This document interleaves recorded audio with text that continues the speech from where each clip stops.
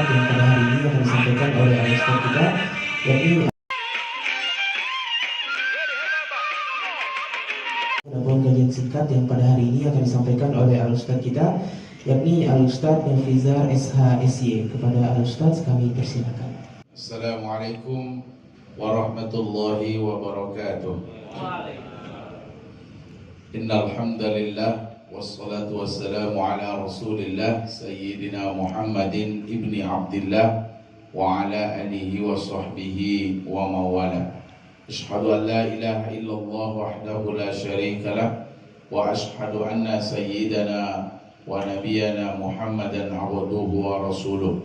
Addal amanah wa ballaghar risalah wa nasahal ummah wa jahada fi sabilihi haqqa jihadi hatta atahul yakin. Amma ba'd.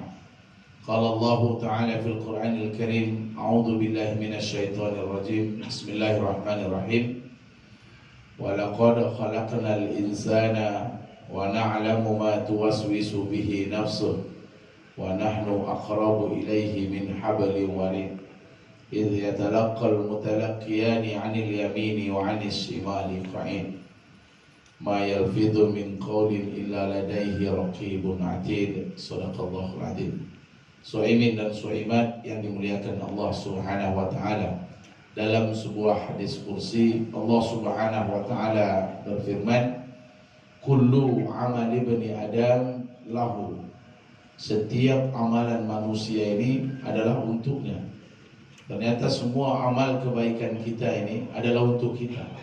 Salat adalah untuk kita, baca Quran untuk kita, zikir untuk kita, haji dan umrah semuanya untuk kita.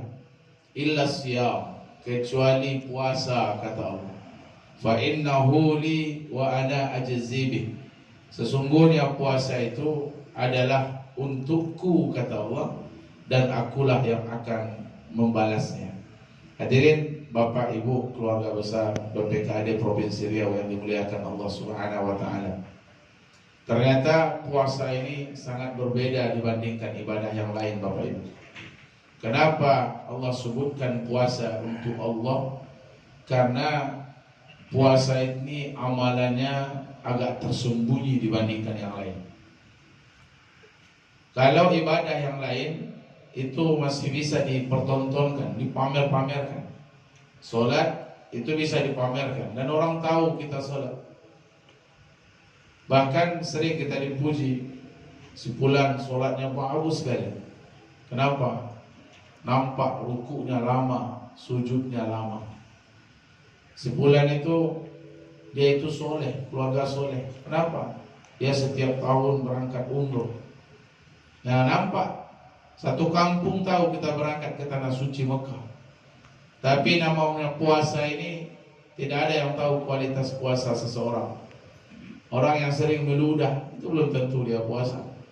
Orang datang ke kantor dalam keadaan lelah, lesu, ngantuk, belum tentu itu karena puasa. Nah, urusan puasa ini adalah urusan yang bersangkutan dengan Allah Subhanahu wa taala. Makanya kata Allah, illa siyam, kecuali puasa, fa innahu li, puasa itu adalah untukku, wa ana ajzibi, saya yang akan memberi mereka itu upah. Nah, hadirin jamaah yang dimuliakan Allah Subhanahu wa taala, dari puasa inilah ada sebuah pelajaran pendidikan yang bisa kita ambil dari ibadah puasa, adalah pendidikan muraqabah. Apa itu muraqabah? Muraqabah itu seseorang yang merasa diawasi oleh Allah Ta'ala dalam setiap detiknya. Ini namanya muraqabah. Seolah-olah dia sangat merasakan betapa dekatnya pengawasan dari Allah Subhanahu wa taala. Paling tidak ada 3 yang selalu mengawasi dan mengintai kita. Yang nanti 3 hal ini kita tidak bisa berhelah-helah dari 3 pengintaian. Yang pertama, Allah Subhanahu wa taala langsung yang mengintai kita. Ayat tadi yang kita baca adalah surah Al-Qaf. Bismillahirrahmanirrahim. Wa laqad khalaqnal insana wa na'lamu ma tuwaswisu bihi nafsuh. Sungguh kami yang telah menciptakan manusia dan kami tahu setiap rahasia Was-was yang ada di dalam hati manusia Allah itu tahu. Gerak-gerik hati kita ini Allah tahu. Kata-kata hati kita Allah dengar. Walaupun tidak mengeluarkan suara, tapi Allah bisa dengar. Setiap apa yang melintas di benak kita Allah warid. Karena kami lebih dekat kepadanya dibandingkan urat nadinya sendiri. Nah, ini pengawasan Allah Subhanahu wa taala. Setiap yang melintas di pikiran kita, prasangka baik dan buruk, Allah tahu. Setiap kita berprasangka kepada orang lain, Allah tahu. Hati yang hasad, iri, dengki, Allah tahu. Jadi berpuasa ini tidak hanya sekedar menahan lapar dan dahaga, tapi bagaimana kita juga menghilangkan setiap prasangka buruk yang melintas di pikiran kita. Prasangka buruk kepada tetangga, prasangka buruk kepada sahabat sekantor, prasangka buruk kepada atasan atau bawahan, prasangka buruk sesama istri, suami. Ini harus dihilangkan karena semua itu tidak lepas dari pemantauan Allah Subhanahu wa taala. Kemudian juga berpuasa ini menahan atau membersihkan hati dari iri, dengki. Karena orang yang dengki itu tidak akan pernah bahagia. Bahkan kata Syekh Nawawi Al-Bantani dalam kitab beliau Nasaihul Ibad, bahwa hasad yang ada di dalam diri itu bisa merusak agama. Ad-dinu yuzalu bil hasadi. Agama seseorang akan rusak karena hasad, iri, dengki. Orang iri dengki tidak akan pernah bahagia. Selagi orang lain dapat nikmat, dia masih semakin tersiksa dan menderita. Makanya dalam Quran ada satu surat Allah turunkan, ya, kejahatan orang dengki itu setara dengan kejahatan orang yang tukang sihir. Ya, kata Allah, Bismillahirrahmanirrahim, Qul a'udzu birabbil falaq. Katakanlah, hai Muhammad, aku berlindung kepada Allah penguasa subuh. Min syarri ma khalaq, dari kejahatan makhluk yang telah dia ciptakan. Wa min syarri ghasikin idza waqab, dari kejahatan malam apabila sudah gelap.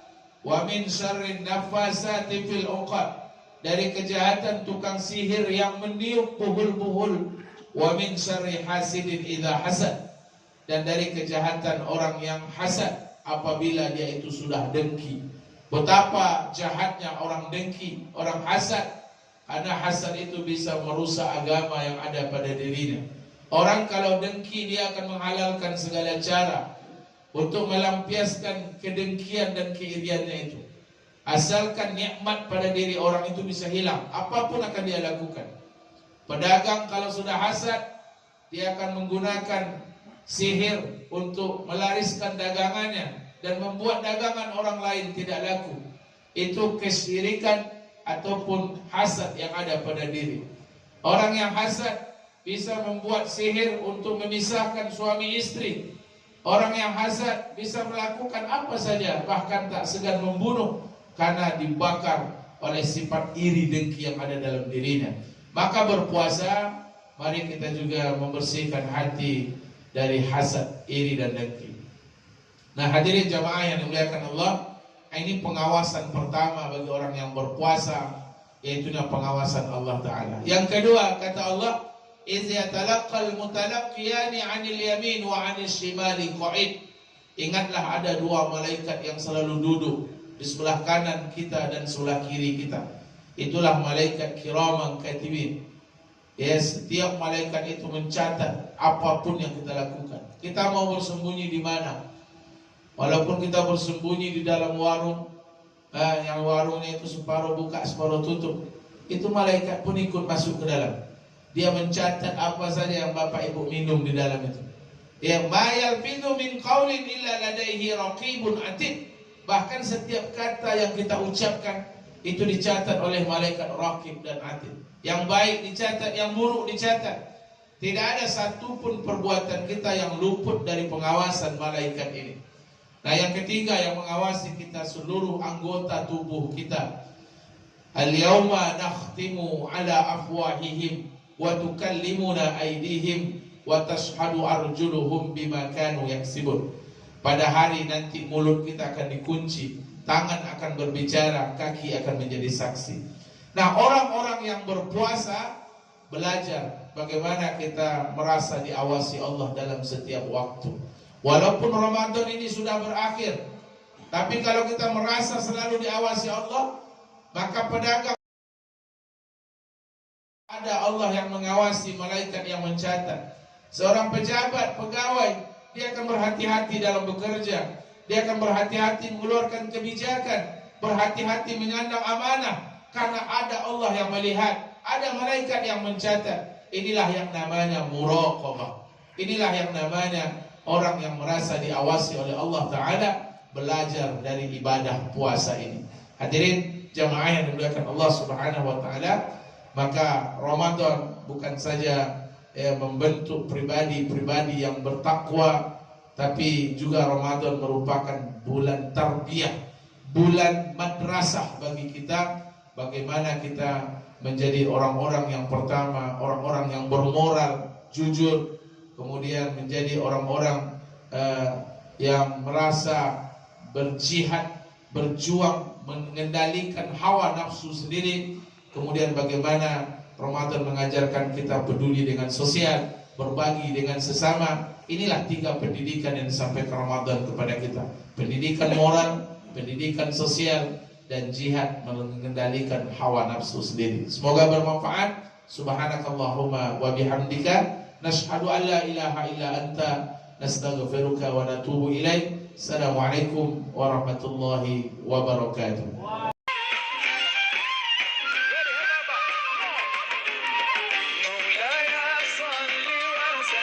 كريما أبدا على حبيبك خير الخلق